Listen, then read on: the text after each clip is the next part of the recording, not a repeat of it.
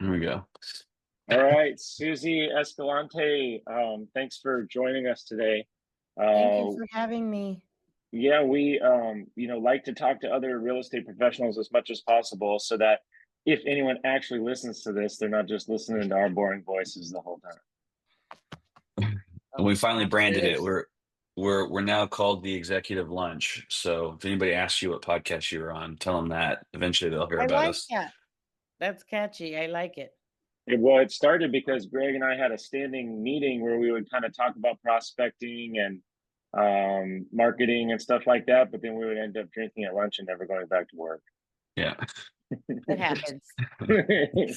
I'm So, sure many can relate. We yeah. kept it to Fridays, so it was somewhat appropriate meeting at 1 and then being done for the day. But yeah, it got out of hand a couple times. We're like, we gotta get back to work. Been there. Well, so Suzy, tell us just a little bit about yourself. I know we had a great meeting, a couple meetings here lately, and you've been in the industry a long time. We've done one interview so far before, and it was with a brand new agent who was licensed for like 2 weeks and already had his first deal. Nice. Way to Yes, go. yeah. So it's really unique, and he's doing good. And so you're going to be coming from a much different perspective, having been in the industry a while. So can you give us just a little quick background? Yes, I actually started 17 years ago. So I started off as a receptionist for Keller Williams. I was answering their phone. I was helping the agents. I was pretty much an assistant to everyone. I am bilingual, so I was doing a lot of translating.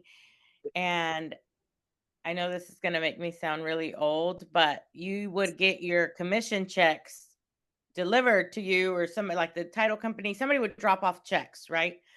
So I would either call the agent and say, like, your check's here, or you want me to put your check in your mailbox, or you want to come grab your checks at the front desk?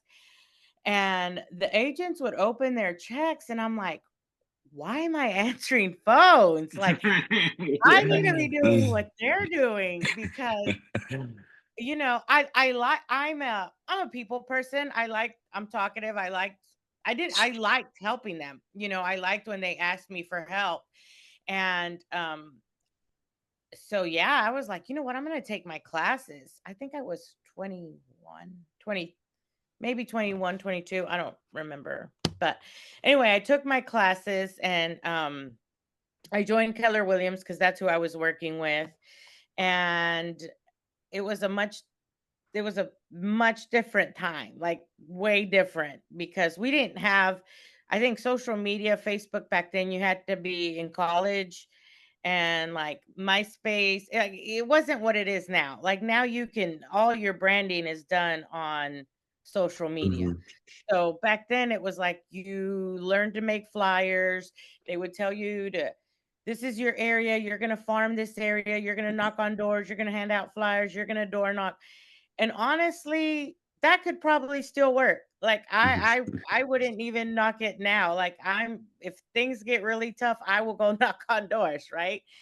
But yeah, so I just was really fortunate that it was always, I wouldn't say easy, but I don't mind working. I didn't mind the work, because anybody that is in this industry on both ends, right? Lender, mortgage, title, you're going to work. So people are like, what do you have to do to be successful? I'm like, well, I don't know, work and be consistent. So I would say that even 17 years ago to today, I think today social media does make it a whole lot easier. Like everything is content, everything is a way to promote yourself, everything is a way to say, hey, I sell real estate. Like, you're literally in people's faces all day long saying, I sell real estate. So everybody's scrolling on their phone. So I would say that makes it a little bit easier in the sense of marketing, but I would say the hard work is still there, and the consistency still needs to exist. So I would say another thing that's different from back then to now is that when I started, I didn't have kids. Hmm. So I think that my perspective on helping somebody get a house was like, I mean, I wanted to help them, right? Like, I wanted to help them. That's always the reward in this. And it's worth all the hurdles and everything you cross to get the deal to close. You want to help them. But now that I have my own family and you know, we've bought and sold our home, and it's just different. It's just different when you have a family. So I would say my perspective is different in the sense that I get it. I get what parents want to provide. Like you want to build something for your family. You want to give them a home. So I think that just is a little bit more enticing to say, man, I really want to help this family out. And also, back then when you got somebody pre-approved for 200,000, that was good. Like they like, man, I've got somebody approved for 200,000. These people are going to get a nice house. I'm going to get a nice check. Like it, when you got, that was a lot, you know, it was a, I did a lot of first time homes. So I was doing a lot of 80,000, 90,000, 100,000. Like those were what I was doing. But now I can't even, unfortunately, find somebody anything for 200,000, and I would say that's a challenge, in itself because you're like, "Oh, I wanna help these people out," but there's Yeah. not a whole lot for them to choose from, but Yeah. as So you can you, tell, I can keep talking, so I oh, will well, now. No, I we're need to, enjoying the insight. I need to take some notes because you said a bunch of stuff I relate to. So the very first thing is don't feel old, because if you feel old, then I feel old, because Yeah. Okay, I was picking up paper checks when I got started. okay, okay. And so that was like 2016 or 2017 is when I started everything that I, you know, my whole little real estate path in 2014. But in 16 and 17 is when I really like, okay, this is, I'm a real estate professional. I get it now. It took me a little Yeah, bit to like understand, oh, this is what I do. Okay, I'm in. And so as soon as but at that time I had moved away from DFW to San Diego. And so I okay, was working as a realtor. I was doing commercial stuff here, and then I just started for like a month at Keller Williams as well. But then I was like, God, I don't see this. So I moved and I went back into the commercial, and then eventually really tied in by doing flipping and working for like a big hedge fund and being the agent for them, and then doing some buyer's rep deals as well. And so I would have to go in and pick up my checks physically as well. So I read yeah, a book by one of the TV show guys. He was on like one of the Selling New York shows or whatever, one of the original shows. I can't remember even what it's called. Um, but he was saying that between him and his business partner, like he noticed that certain people had different things that they really enjoyed about the process, you know, because we go through so much work. Everyone always talks about celebrating the little wins. But he said like his thing was the ego, right? He loved being the number one guy and everything else, and that drove him to continue to being the number one guy.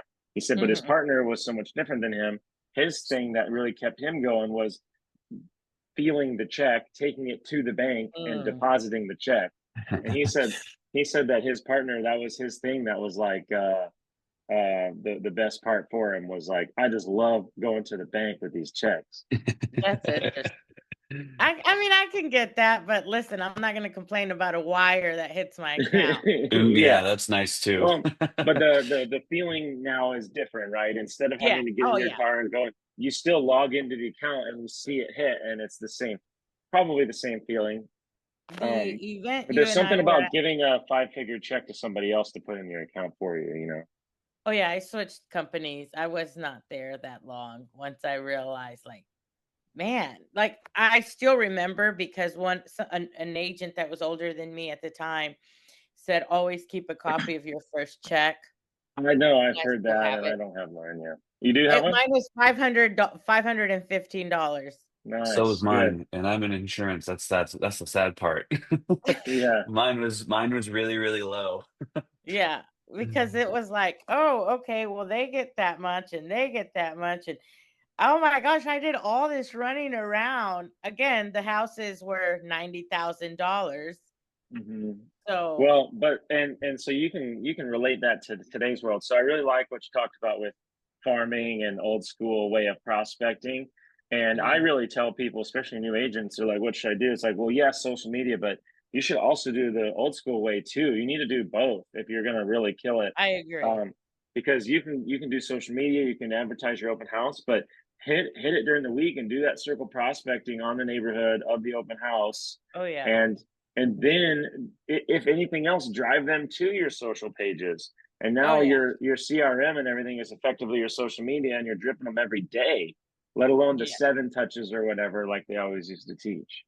Oh, I still do. I didn't say this in the beginning, but I did take a break from real estate when my oldest son was born. I just took a break. I needed like I just wanted a break.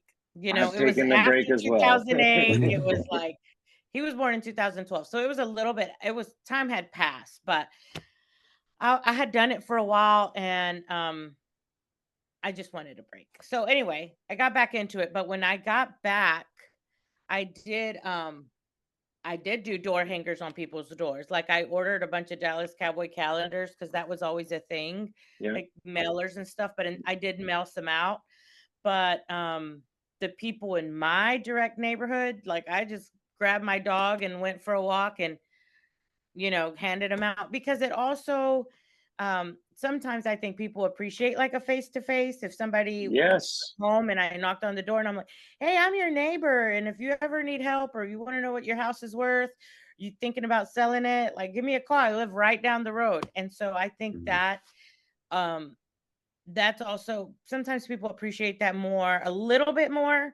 I mean, everybody has their different things they like, but you'd be surprised. Some people are like, well, the girl that knocked on my door, I want to give her a call, and they have my magnet hanging on their fridge or whatever.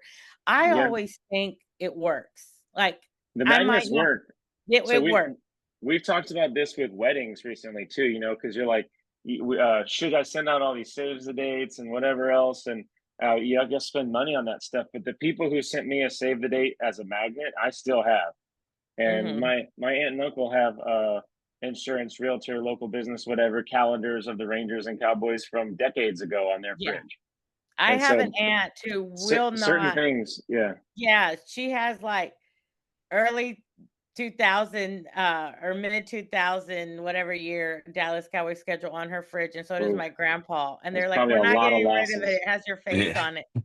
I'm like, that Yeah. email doesn't even exist anymore, but Well, that's fine. yeah, and there's probably a lot of losses on that schedule as well. And the mid 2000s was not a Ah, great time. We're some things Cowboys never fans are change. hurting right now too. Yeah. Yeah. Well, Um. Susie, you touched on two things that one, which me and Mark have been trying to really kind of push the messaging of. Um, you sort of touched on it about how you really like helping people. Once you had kids, you're like Mhm, the home ownership is it's not so much the what you see on social media of hey, I'm going to buy a mm, house and then next year I'm going to make $300,000. It's like no, mm, where you're going to live. It's where you're going to raise your family. It's where your kids are going to feel safe and protected. So mm. I view that as value, right? You're looking to add value to them, not money in their pocket. Obviously, you want to get them the best deal. Mark wants to get them the best deal. I want to give them the best deal. So what we've been talking about is value over cost. Obviously, Oh, absolutely. you have a runway with cost. There's a little bit of a finite area where you have to be, but the value that you could provide, or Mark or myself, should outweigh the $100 to $200 difference. Maybe not monthly, but that small difference that you would get using you versus another agent, or Mark versus another lender, or me versus another broker. What do you feel that you provide value wise, or what is your focus other than just really getting in touch with the client? I love that question because I really do love helping people. Like at the end of the day, that is my number one thing. And like we just had that big NAR lawsuit, right? And everybody was kind of panicked or on the commission, and it was like such a big topic. And I thought to myself, like, why? It's always been negotiable. Like, it's Yeah. literally always been negotiable. I have negotiated my commission more times than I can count. Hmm. Literally. Like I don't think I even have a pattern of like 3%, 3%, 3%, 3%. No, because we do what works for our clients. Hmm. And I'm not going to stop a family from getting a home if I can take 1% and give it to them to get to the closing table. I'm just, I'd rather, and you know what, in the long term, like this is another thing, it kind of all goes back together. Like in return, they're going to remember and hopefully appreciate that I did that and send me their aunt and uncle, because Right. they're going to know, like Suzy helped us, man. We were short $800 and she got it out of her commission to get this to close. I will do that every single day. You know, I'm not like, I'm not putting that out there saying I'm giving everybody Right. $800, right? But I'm not, like, when people have closed and they've told me, Suzy, you changed our lives, or you changed our families, or like I had an elderly couple recently that was like, you just sold me my last home. This is it. I'm 81. This is it for me. And I'm like, you don't realize how much you are impacting families, but I want to leave a lasting impact, a positive Mhm. impact. I had somebody call me. That's a friend of mine, and she bought her house when I was on a break from, like, when my license was inactive. And I'm like, what happened? Like I said, I'm glad that you called. I appreciate that you called me. Like it means the world to me. But I want to know, why didn't you call your agent? Like it's not that long ago. What happened? And she was like, I just didn't have a good experience. I feel like he didn't look out for me in the inspection. Like once I moved in, I noticed so many things in my house that he should have covered that weren't, and so many things that I've taught myself. Like she learned online that was like, I was never told that. And I thought to myself, that is what I want to avoid. That is like that. Hope to not have a future or any client of mine leave because they feel like I didn't do a good job. You Mhm. know what I mean? Like, I'd rather know that my work was valuable and they come back, because if that guy would have done a good job, she wouldn't have been calling me. And this is a competitive business. There's so many realtors out there. Like, everybody somebody is a realtor, or right? Like, do a good job. Do a good Yeah. job. So, I'm obviously starting a startup business right now, right? I've been in the industry for over 10 years at this point, but I am still a startup right now as I get my mortgage brokerage off the Mhm. ground. And it's all about process. Do you have a process in place? Are you going through the entire checklist all the time, Mhm. or are you skipping steps? And Mhm. that's what I find. I find that if you have a legit process in place, especially now with AI and a lot of the online socials and everything that you have, you can get a legit process in place to help you, almost like you're two people attacking it, right? So Yeah. it's if you can understand the process, know where pain points are coming, and get there first, then you're going to win. And I give money back all the time, vendor credits. It's basically my commissions to clients. And I find that, at least on my side, sometimes it's hard to relay it to them exactly what's happening. It's like, hey, whoa, whoa, whoa! You just make sure you understand that I did give you money here to help you, because Yeah. they blow through the loan estimates or closing disclosure or whatever, and Yeah. don't think about it too much. Because Right. as a realtor, though, you're with them in person, you're having those talks in person, and now with video, I at least get to be in front of them more often. I send messages with my face and different things, so that way they're not just blowing through the information I'm telling them over the phone, or thinking Yeah. I'm just a telemarketer. Hey, I'm Yeah. actually only 10 minutes away from where you are right now. It's just that we're both working. Yeah, So it makes it more personal. I said the way that it's all going is really good, but having the process, I think, is the biggest piece of it. And obviously, 17 years, you've understood and learned your process. I'm sure it's adapting though. It is, and, you know what? It's funny you say that, because went to 2 meetings this week, and they both talked about using AI. You just said that, right? That chat. Yeah, Mhm. I Chat have not GPT. Yeah, used it, but I did download the app, because on both meetings, and they were like meetings and classes for like setting up for 2025, or like what are you going to do in 2025, and they both said, the keynote speakers both said, you need to be utilizing this, like this is it's your it's an helper, assistant. this is your assistant right here, like Hmm. when you leave here, download this. And then they gave examples, and I was just like blown away. Honestly, I've never used it, but I did download the chat. What is it? Chad G. Chat GPT. So it basically comes back to being another way to Google stuff. Right. But it makes But it like more professional. more professional. It gives you suggestions. It Googles it and tailors it to you. So Hmm. as you type in things, it learns who you are. And so next time it just says like, "Hey, I want this, this, or this. Can you do this for me?" And you don't have to tell it that you're a realtor. You don't have to tell it stuff about you. It'll just like, I'm bilingual. I'm a realtor, and like it spits it all out for you. It remembers everything that you enter. So it's like having a conversation with someone for the last 10 years, and they do the flyers for you. Nice.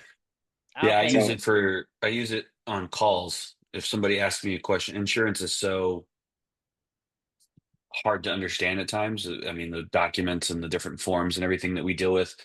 So if somebody asks me a question, I don't know the answer. I'm on Chat GPT Googling and essentially Googling, and it gives me an answer. And then oh yeah, if I don't like the answer, I'm like, well, no, I meant it this way. And it'll like clarify. And then I can give a real-time feedback to a client yeah. on the phone rather than saying, let me call you tomorrow. Let me do a little bit of Yeah, research. some of the examples they gave on that was because again, kind of like insurance, it's hard for Chat GPT to answer, right? Because Mhm. everybody's, but they were using it as a marketing tool, Mhm. Yeah. like describe this house or give a tour of this house or like Yeah. Be careful with that though. Like everyone's using it for descriptions now, so you don't want to when they sound all like sound the somebody else. same. All they do is copy and Yeah. paste it. Yeah. But what if you want to use it for marketing tool though? You put it in and say, "Hey, I want to reach out to all my past clients over the next 6 weeks, and I wanted to cover this, this, and this pieces of education. And in week 4, I want a call to action for them to call me to do a home value Okay. session." And then it'll just spit that out, and you copy and paste it, and it'll start dripping the emails. Yeah, So like I'm that gonna kind look of into it. marketing, because CRMs. Have you ever done much with CRM and like drip emails and all that? I would say I s- I'm getting better. Well, And so I I've done it. I didn't always like it because I yeah. didn't like the stuff that it was, sending out. I thought it was just kind of hokey at best. Um, Mhm. but now this is so much better, and you can tailor it. And because before it's like I don't have the time to go through and edit a 6 week email campaign. I have to do these other tasks today, and I would just always kick it down the road. Well, this does it for you in 2 minutes now, and you can edit it, and boom, you're done in 5 to 15 minutes, and you have real content that you actually want your clients reading, and not Yeah. just some junk somebody else sent out to a text where now you're going to get unsubscribed, and now they're not actually going to answer your calls. No, I definitely want to utilize it in the coming year, starting now. Yeah. For sure. So real quick, I know we only have limited time, so um, I wanted to ask kind of what you're focusing on now. So I know that social media, you've mentioned it already, is something that you're doing a lot more of. Can you tell us about your journey with social media and just where you're at and what you're doing?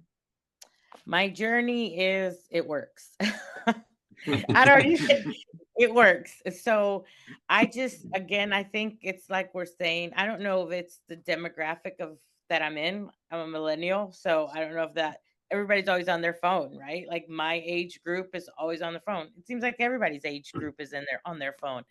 And I think at first, honestly, coming back, being on social media was very intimidating for me. And I was just like, oh, I'm not ready to like post myself. And it's intimidating. I mean, there's just no other way to put it. At least for me, it was. And I had to think of a mentor I had in the beginning who told me, you need to be like a Nike shoe and just do it. And that's true. Like once like, he's like Nike's one of the most successful companies ever, right? And there's a reason their slogan is just do it.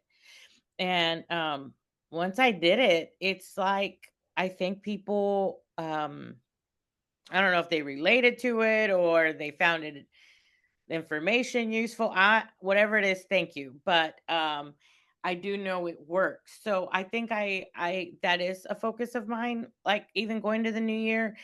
and I want to get better at it because I don't use like fancy tools or a fancy camera or any of that.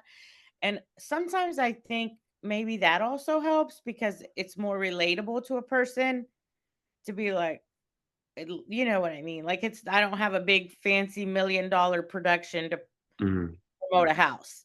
Well, and the other And I thing that also, Chat GPT can help with is scripts. Like it'll yeah. spit out scripts and different things of that nature. So you don't always off the top of your head have to come up with this content. Right. So I do want to grow, and I also want to grow with that, not just marketing, but like we were saying, helping. Like I think so many people don't realize like what a lender does, what an agent does, what a title Yeah. company does, and they kind of all just think like I've had people say, "Well, what's my mortgage payment?" And we're at the closing table.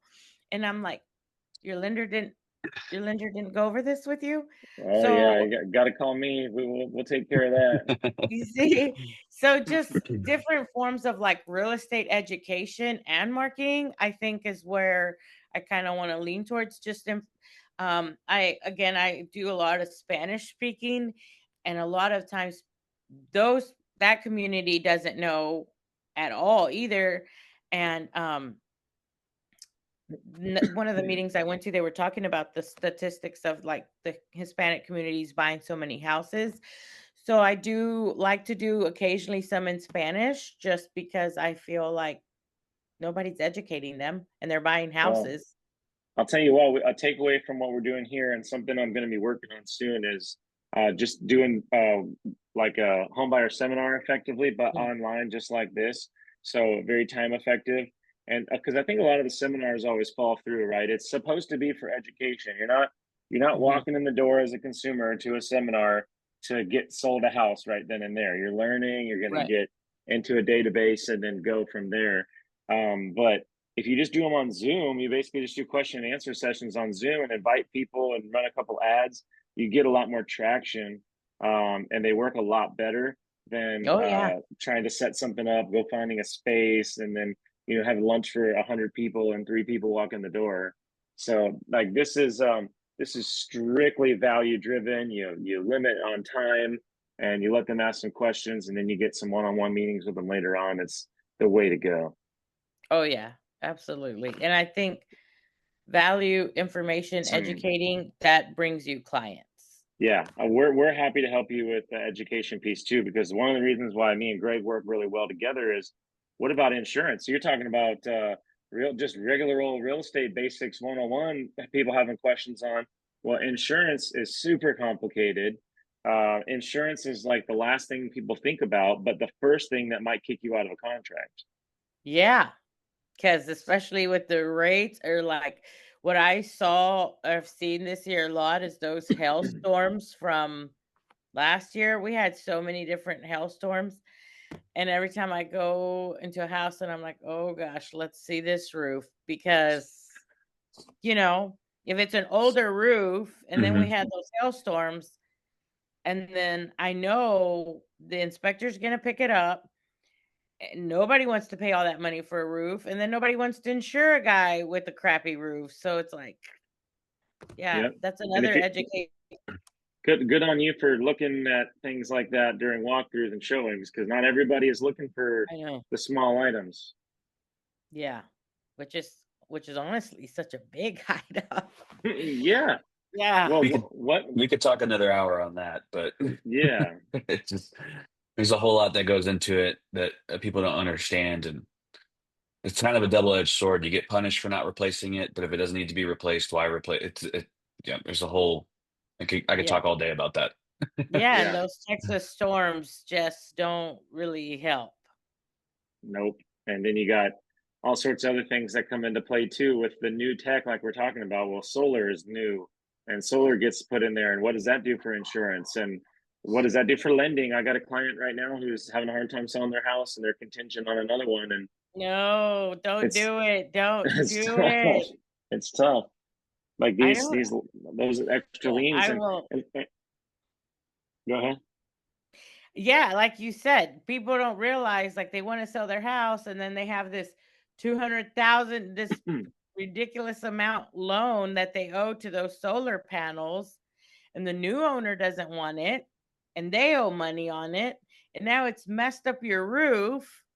And your qualifications just to even get in the house in the beginning in the Yep. first place. So, but there's a Yeah. lot of small details to look at, and that's why we focus on team. Greg and I were actually teammates in college. We played baseball together, and Oh, so nice. even just going into this, we believe in a team. So realtor, insurance, us, a title that we really like, and having everyone talking as early on in the process as possible. Right, Nick Saban's not going to let you call an insurance company, Geico or Aflac or whatever, the day before closing. Like, you got to make Yeah. sure you've got Right. they're so successful in those upper echelon worlds of sports Yeah. because of preparation.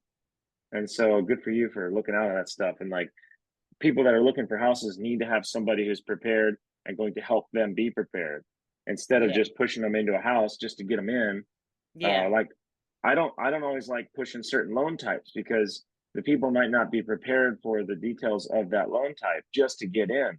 Well, Mhm. taxes are going to reassess once the county understands and learns your purchase price, which they're going to because it's on the MLS. And then Right. your taxes are going to go up a few $100 next year, and all of a sudden you just barely afforded this by $10. What Mm. about next year? So preparation, having a team, having a little bit of foresight. That's Oh, what yeah. we're all about. We want to be advisors, right? That's the word we like to Oh, use. yeah. That's why I tell people, I'm like, I'm more of a guide to you than a salesperson because the house is going to sell itself. You're going to fall in love with it. You want it. My job is to guide you through it Mm-hmm. and Hmm. to guide you through the process and to guide you till we get to the closing table. And I do tell people like, you don't want to be house poor. Like, just because your lender qualified you for that amount, you don't want to change. Like, do you enjoy your family vacations? Do you enjoy the outings you take? Do you enjoy your concerts? Like, you don't want to change your life because of this house and then have buyer's remorse that I went way in over my head. And what if one So, of those hailstorms hits? Yeah. What are you going to be able to do something about it? yeah. Or you have that big neighborhood tree fall on it. Yeah, things Yep. happen. So, There's a lot more um, planning and preparation financially that needs to go into yeah, the days after you sign the documents. Oh, and it's not absolutely. supposed to be scary, right? We don't want to scare people, but we do want to No. let you know, like, hey, these things are parts of being a homeowner. With all the equity and all the financial tools and vehicles that you're going to be able to use, you also do have to plan for some of these other Yeah. events. I think it's what we were saying about the lady that called me earlier this week. We just want to avoid that. So if you're on the right track, um, like if you're on the right track and you did your homework and you're in this home that you can afford, then you keep playing the real estate game and you're going to keep making money. But if Mhm. you went into this game way in over your head, it's literally the game of Monopoly. You're not going to get to the finish line. Like, you're not going to keep buying. You're not going to keep Yeah. investing. I'm gonna. So, I love the point. I'm gonna cut you off there. We got like 12 seconds left, so oh, I don't okay. want you to get cut off. But Okay. Yeah. Well, we thank you, appreciate Suzy. it so much. Yeah, it was a great Yeah. conversation. So appreciate it. Uh, Thank you go for ahead. having